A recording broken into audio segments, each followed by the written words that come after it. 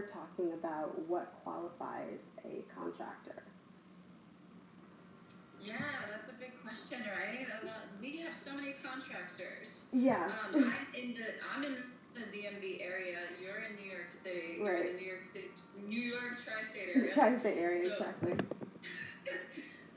the hometown of contractors. Yes. For both of these locations, for sure. Yes. And of course, I mean, West Coast. We'll get there, but yeah, we will definitely get there. But contractors. So, what is a contractor? Why don't we first try to define that? So why don't you lead off with that, because you have a lot more management experience and project directing experience and consulting in that area than I do. So, contractor is usually defined as a person, a company, an individual who is contracted, binded by a contract. I hate using the word in the definition. To provide services, labor, materials, to perform the job as described. And the job can be in anything, such as construction, because a lot of people usually associate this with construction workers. That's very true. Yeah, contracting isn't just for construction. Contracting applies across the board now. Yes, and that goes into everybody else that works in office settings or in freelance home-based settings. So project managers, program managers, linguists, operation managers, and all of those individuals. Yeah, it's a lot. There's a long list of people. It really is. We can't. I feel like you could be a contractor really in any field nowadays. Exactly. Yeah. That you're a contractor or a consultant. It's the terms seem interchangeable in the administrative setting. I think people get a little confused when it comes to what differentiates a contractor from an employee. And I mean, aside from the obvious tax forms, a contractor is generally like a W-9 or a 1099, whereas an employee is a W-2. But for you, like, what are some main things that just automatically differentiate contractor versus employee? Well, I think we should definitely point out the fact that a lot of people are like, wait, what? What is a 1099? Yes. What is a 1099? So, am I in trouble if I get that? No, not at all. Right. A lot of people don't realize this. I mean, definitely, we are not tax professionals. We do not handle any of this stuff.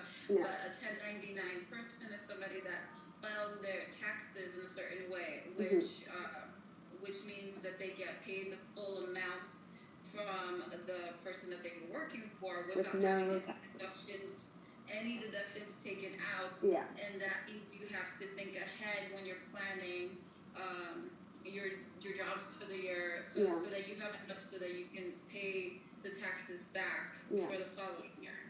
Yeah. So that is a 1099, and that is one of the biggest differentiators between a contractor and an employee. An employee doesn't have to worry about all those deductions. It's already been taken care of for you. Right. They're just looking forward to, of course, getting some of that return back when they do file their taxes come tax season. Exactly. Whereas contractors, like the two of us, and we should probably spin back for a second and properly introduce ourselves as contractors, but for the two of us, we're always, looking ahead, like, okay, where can I get my tax credits this year? And after that, what's going to be left over that the IRS is going to try to claim as taxes owed? Exactly. Yeah, the IRS don't take no money. Yes. So really quickly, I just want to spin it back. So for those who are new to our Vodcast series here on LinkedIn and here on Instagram Live, my name is Maria Delmar Myatt-Wickling, and I am the founder and current CEO of Transdemar Inc., which is a language services and AI-based language provider, contractor, not employer or employee, based out of the New York City area, and we work globally with clients from here all the way to Hong Kong, working on various large contracts that have to do with AI as it relates to providing language services that are either automated or that are from one source to another in document transactions. Good. And Kat, who are you? You're awesome. Thank you. Yeah, I'm Katarzyna Lucha, Kat for short, and I am the CEO and founder of Klifftin Lark Consulting. Whoop, whoop, KLC. Yes, that has recently just happened, yes. Yes, we're so excited to see where that's going. It's going a lot of places. Yes, and congratulations, because it's a baby. Thank you. Yes, Exactly. yes, for all baby startups that started this year, congratulations. Yes, baby startup, 2021. Exactly. So we definitely have had our time in the field. I've worked on various government projects, and I've been on the contractor side with the federal government, with the states. So I have a perspective from that end, and Maria has been doing the independent contractor work from a different angle. Yeah. So this is where we're bringing in our expertise and just sharing some of the stuff that we've learned over the years.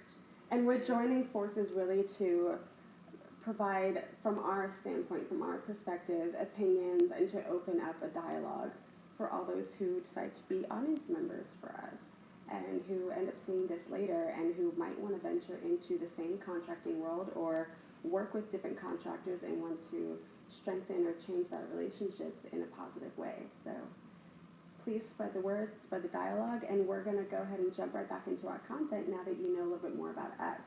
So we just talked about what are the differences between being a contractor versus being an employee.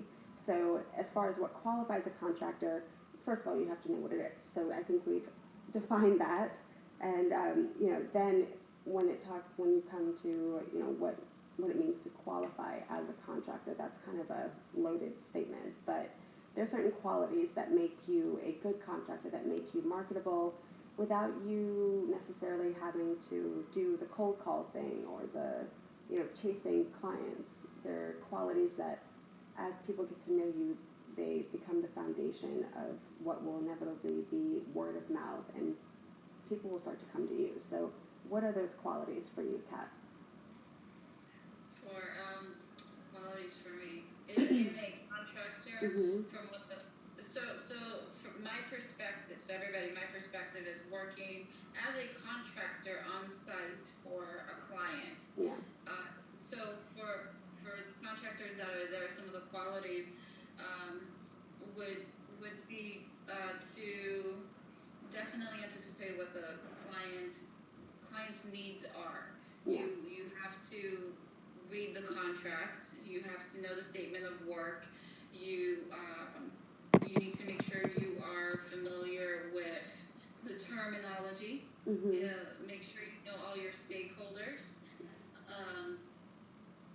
The contractor should be conscientious, determined. Definitely make sure you are always there and participating and going above and beyond. To summarize, really, there's so many things. How do you summarize that? We have a lot of loaded topics, and don't take our word as bond, as in this is all that qualifies you as a contractor. We're trying to, in a brief period of 40 minutes, give you a synopsis for those of you who are really unfamiliar with our world. Yeah, and just have an open dialogue and bring up topics of conversation, because some of these things that we're saying will lead to other conversations. Exactly. So that's basically what we're trying to do here. And Maria, what would you think, being on the independent contractor side, makes a good contractor?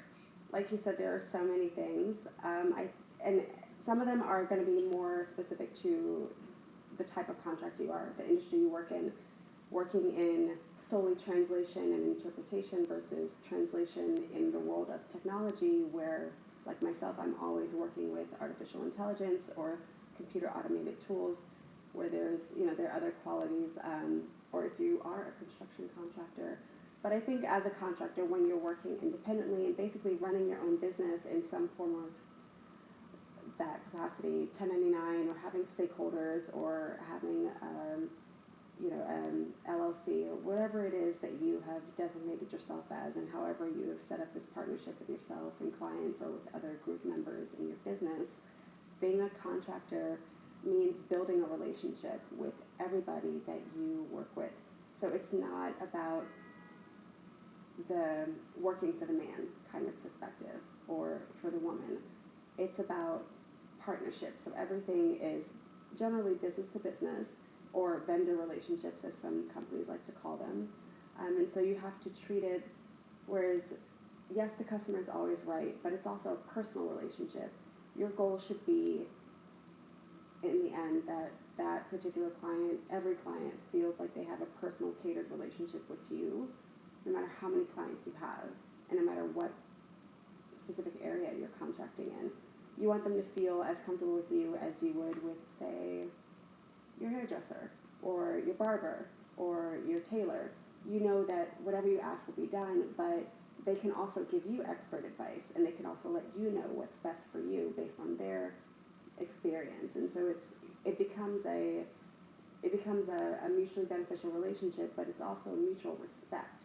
So you don't feel that glass ceiling that a lot of employees talk about, especially women and employees of color, some of the things that they're fighting, or persons who don't have the chance to move past the position that they're in because of lack of experience or lack of education, whatever it is that makes you feel like you have a ceiling over your head. This is not that situation. You only put that ceiling over your head, in our case, if you don't know how to build that relationship where you guys are, in a beneficial way, codependent on each other and also co-respectful. That's not really a word, but you both have that sense of respect for each other as professionals. It's not one over the other. One is better than the other. You're both professionals in your field, and you can't do what you're trying to do without each other. So it's a parallel. Right. Right. No, you're absolutely right, and that was really well said. Thank you. That made me think of the word service comes to mind. So you are performing a service, and you are servicing the client, the customer. From my end, if you're working as a contractor on site, that means you're probably contracted to a company that has been awarded a contract. So you're in that weird gray space of confusion because you're like, well, I'm an employee. No, you're a contractor. And that is where you're representing two people. So you're representing yourself as a contractor in a field. So, for example, the government, okay? And you're representing the company that has been awarded the contract that you are working on. So that's where the contractor needs to make sure they perform to the highest standard. You're representing this company, so you have to perform and provide as much service as needed. As Maria was saying, it's a partnership, it's a relationship that you have to build in there. And so a lot of the time, from my experience working in different settings, contractors get blurred when working on site because they feel like they're more part of that on-site group of people, and they don't feel like they're contractors. They feel like they're the actual government, federal employees sometimes, or maybe like their home-based company will just let them do their thing because they're really independent and they won't really help guide them and stuff like that. So they don't really feel like an employee. There's not a lot of companies out there, but there are some out there that do that. So it's important for contractors to understand who they are and not blur that line because from experience I've learned if you show who you are and the services you're providing, it's going to serve you better in this line of work, like not blending into the federal government or whatever state or whatever you're working on. Just being that contractor. And you're just I don't know how else to explain that. No, that makes perfect sense, and it's really well put the way you said it. I think there may be certain reasons, and perhaps you know them quite well, as to why that happens, where there isn't sort of a sense of identity for the contractor when they're on site. I personally, and nor do my contractors work on site. We work remotely. If the client needs us on site, then we can travel to them, or we can have someone go to their site for that specific project. But generally, we work remotely because our stuff is so heavily AI based, and for the most part, they don't have the capacity to have us all there, and it's easier, especially when people are all around the world. So we do have that luxury, but sometimes we miss the person-to-person contact, that human connection. But then on the flip side, like what you were describing, sometimes those lines get blurred and you lose your identity as a partner. You become part of the team. So why do you think that happens? I'm not sure, because I believe it's on a case-by-case basis. It depends on the culture of the company you're contracted with and where you're working. So sometimes, actually, I'm thinking a lot of the time now, people on site want to fit in because contractors might not be seen as the main employees. Okay. It's I don't know what word to use there without making it sound weird. But, like they're outliers, they're like an extra, some kind of entity like outside you of the feel like company. you're an outsider sometimes. You don't have the same rules. You don't get the same benefits. You don't even get the same ID card as everybody else that works there. I have experienced that. Some of the few times I've been a contractor on site, I had like a visitor's pass. It didn't bother me any because I knew that it was temporary. But I could see, especially if it were a long-term contract, I think eventually you might want to have some of the benefits of being part of that entity.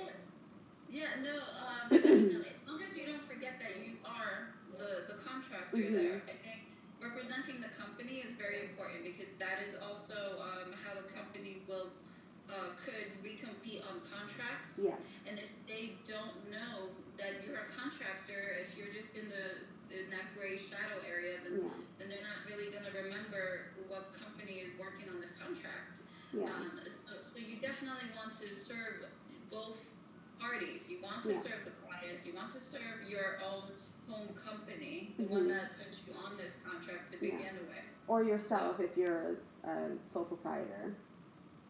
Yeah, and yourself. So you're representing a lot of people. You get a lot of experience from being a contractor. You get to switch from different fields. I've worked with the Army Corps of Engineers. I've worked with Army One Source. I've worked with Homeland Security on different levels. Okay.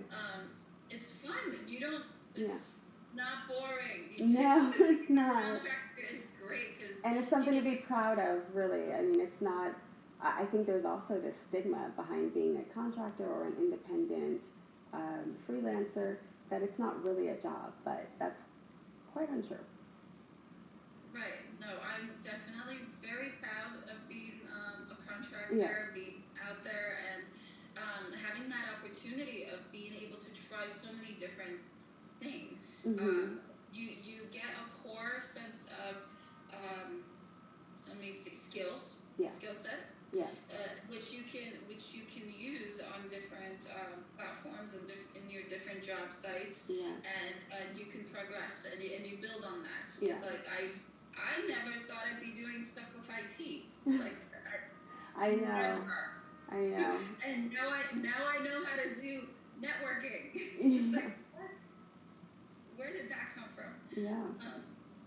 So it's definitely important to maneuver your skill set and work around your contracts and jobs, and that relates to both of us. We can go anywhere.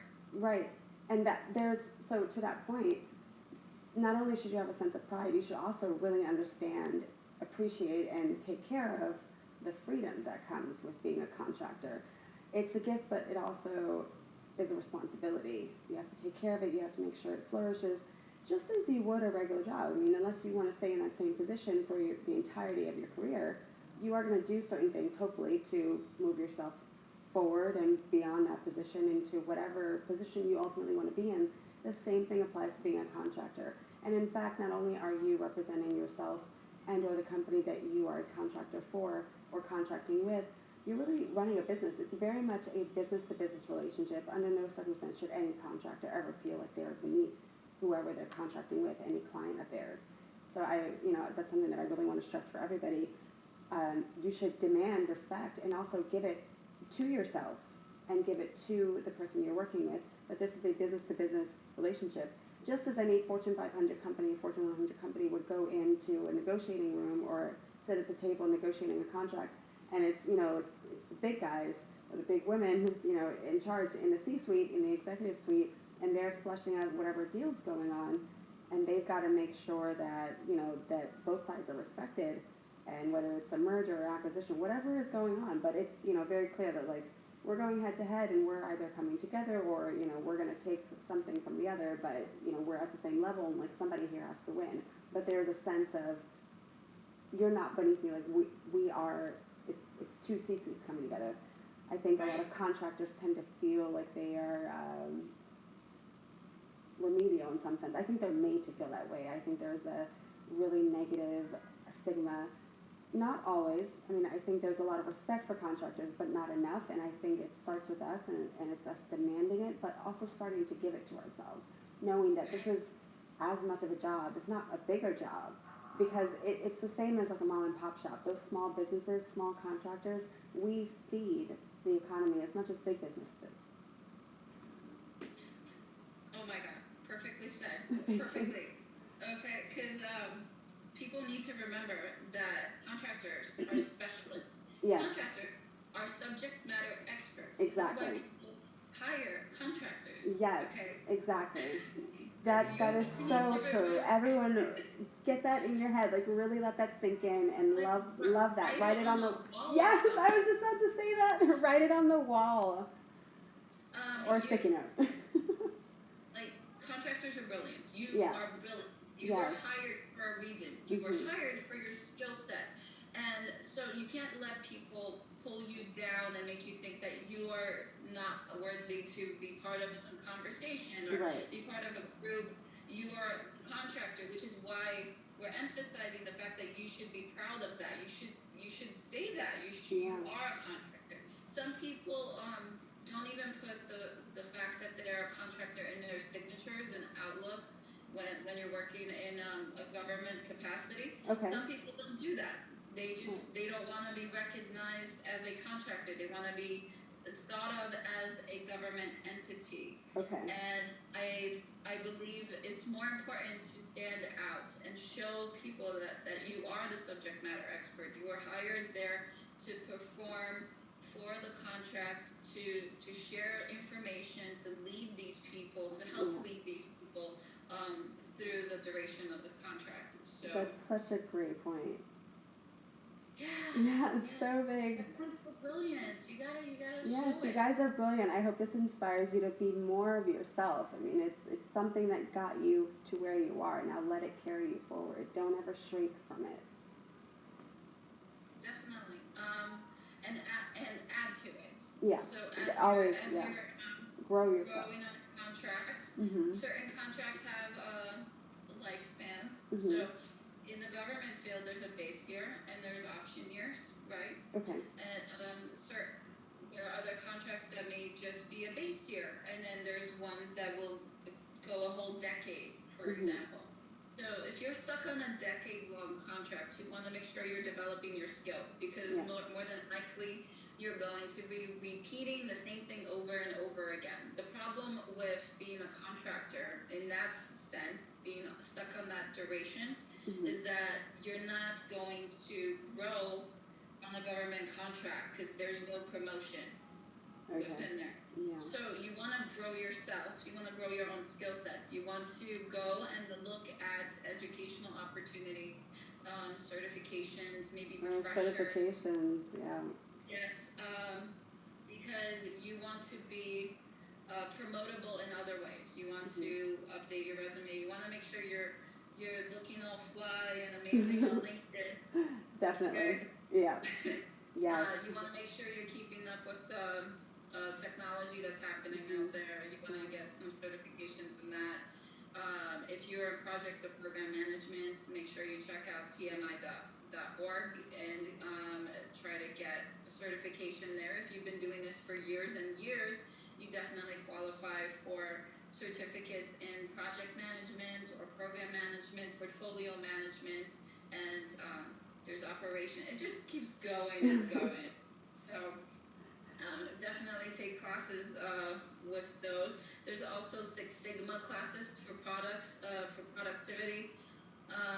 That's for more like retail. Okay. I would say working in Amazon or FedEx, big corporations that handle products. Okay. But Six Sigma, Lean Six Sigma can also be used in science. So it's a matter of making sure that you don't that you get the least amount of defects. Okay. Yeah. So the point is try to educate yourself so that you're not left behind everybody else. Okay. You're not going to get promoted, and people forget that. You're not getting promoted in the federal government. You're not wherever you are in a government setting, even if it's state, city, county, or whatever level. You can get promoted within your own company, but if you're stuck on a contract, it's going to be a bare minimal promotion. Right. Unless you get out of that contract and get brought over to the actual company itself. In that case, you become a full-time employee of the company. Okay. Does that make sense? I hope that makes sense. But I personally want to encourage people, unless you want to switch over to being an employee, how do you maintain yourself as a contractor and grow?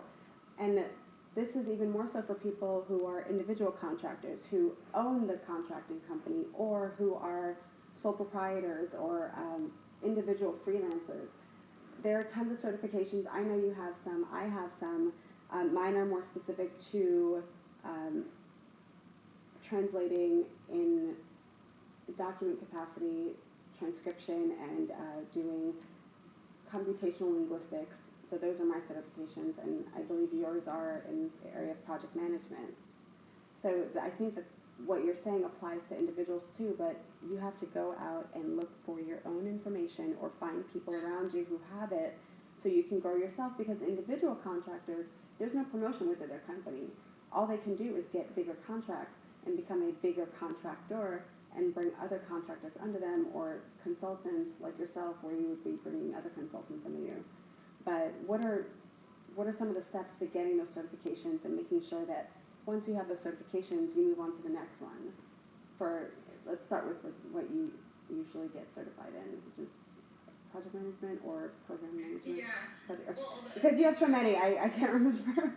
Well, that is a really good point. There's a lot. Like I was saying, when you're on a contract, you're kind of stuck in that contract, and you're doing the day-to-day work, and you're already in it, so you're like, well, I don't need to really do anything else, so you're not thinking about it. But we are trying to tell you, you should be thinking about it. You should be thinking about next steps, and I would say, if you're contracted, like if you're in my perspective, where you're working on site, and you're contracted with a company who's put you on that contract, first thing I would do is reach out to your company, your parent company or organization, and speak to them about any educational opportunities that they will have. More than likely, they will provide you with a list of educational courses that they will sign you up for at no cost, because they want you to grow in that company, and because they can't really promote you because you're on a contract. They're paying for your classes online for these skills, and the companies will vary. So Skillsoft, Percipio, whatever the companies are, they will set you up with those companies, and then they might even reimburse you for the certification. So you have to take the test. Yeah, I know for myself, all of my certifications were paid for by clients that I was contracting with, because in order for us to secure, whether it was a security clearance or background checks or just qualifications for larger corporations, financial firms, legal firms, whatever they had as requirements for us collaborating with each other, they facilitated it. It was basically as though they were paying me, but they paid me via me not having to pay for my own certifications. Right, and some of these classes go into thousands. Oh yes, they are Yeah. So you want to take the opportunity. So if you have that door, go through that door, talk Yeah. to your client, talk to your parent company, and start there. If they don't have any options available, look at your network. Check LinkedIn. Yes. LinkedIn is a big hotspot. LinkedIn is a huge hotspot. LinkedIn has its own learning center for all of you who don't know. Those of you who are watching this Instagram Live and those of you who are watching this on LinkedIn, LinkedIn has its own educational portal. So check into that. If you haven't already, after this, look at that first. Huge supporter of Yes. LinkedIn Learning. It's amazing. They have courses on everything. Yeah. It's like they it's doubled up beautiful. during the pandemic, which is great, but they also had to because everyone needed to either take courses from home, couldn't start school, needed to do something in between, or needed to make sure that they could secure their source of income or switch industries or switch careers. There's all sorts of reasons why people would go to LinkedIn Learning, and I can't emphasize it enough. There's also EDX, and then there's Coursera, which are two other educational portals that are similar to LinkedIn Learning, and some of the courses are actually free there, or you can audit university courses and it still looks good on your resume. It still helps you move forward in whatever capacity you're trying to move forward in as a contractor. So don't limit yourself. Do the research, check it out. Just to add to those two, there's also Udemy. Yeah. University. Mm-hmm. So they have a bunch of awesome courses there. Yeah. So definitely check that out. Hopefully we can post some of those links in the chat there. Yes, check the description box below. We will definitely put links, and on both of our pages, you will find links to all of these things in the description box. So definitely don't overlook that if you don't already know about these. I wanted to add one thing about LinkedIn Learning. This platform specifically has the ability to join a group. Once you're in the LinkedIn Learning, you can attach yourself to certain groups that relate to what you are studying or what you want to study. And there are other people in there just like you. You can start up conversations with these people, or you can just look at what they're talking about to begin with. They're usually talking about how to progress and how to get the points here, or certain certifications require you to get points or something per year in order to maintain your certification. They usually refer to it as something else. Every organization calls it something. I'm calling it points. So it's points. That's the first I'm hearing of that. When it comes to linguistic certifications, I haven't run across that. So that's really interesting. You just have to recertify every 5 years when it expires, but. Yeah, it's basically the same thing. Okay. They just make you take some classes every year within a few years in order to make sure you're maintaining your proficiency, which is actually very admirable because that goes back to what we were saying. You need to continue to grow, learn what's new, and keep refreshing it. So your certifications offer you prep classes before you take the certification exam? You have to pay for it. You have to pay for it. But that's a good point for our audience, because my certifications do not come with prep classes. It's up to you to keep up your own skills, and if you're lacking in some area or another, you have to go outside of that. So I certify with ALTA and American Translators Association, better known as ATA. They have links to resources to help you study on your own or strengthen your skills or even learn a new language or learn a new form of working within that language, whether it be in machine translation, post-editing, or some other form of computational linguistics or transcription or whatever it is, or reading comprehension, whatever the subject area is. But you still have to go on your own and find those classes. So it's not directly related to the exam. So I'm always really curious to see how people prepare for their other certifications, because there are so many, and there are so many different subject areas, and there's so many ways to prepare for them. But sometimes you do have to do the work on your own, and sometimes you pay a little extra money and the classes come with it seems. Yeah, you want to take these classes, you want to stay on top of your game, you want to be able to present that to the client. That also makes you and the company look so much better while you're working on site or off site. either way, it works either way. And as far as the parent company, they can, if you were to certify yourself in something that you are not working on currently, and you tell your parent company, that makes the company look better, and they could possibly bid on a contract that has those skills that you just certified in.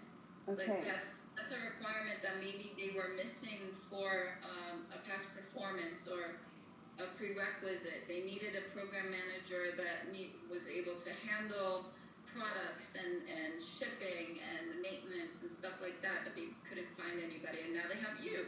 So now they'll bid on that contract, and maybe you'll be the lead on that contract. So you always want to have options, keeping doors open. That's like the biggest thing. Don't close doors, keep opening them. Keep opening them. So one last question for you before we wrap up. With all the certifications that are so empowering and help boost your potential in finding bigger, better clientele as a contractor, do you ever consider the notion that certifications might replace, say, higher education? For example, if you're a contractor and you only went to college, do certifications work in lieu of getting a master's degree or a doctorate, in your opinion? Well, no, I think a doctorate. that's important. So I don't think that will ever get replaced. No, that has a JD. You need that. Yeah. As far as other education, it's on an industry or career type of basis. It's not just a straight answer of no. You don't need a master's for that.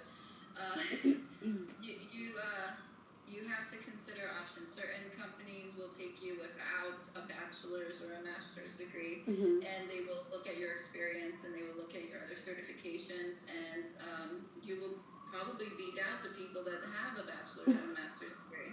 Okay. But it's so good to have one. Yeah. Mean that you did not get it just because you beat them out. You should still have that foundational education under your belt. So I don't have a straight answer. I think education's super important. Certifications are important. Striving to get a bachelor's, master's definitely is important.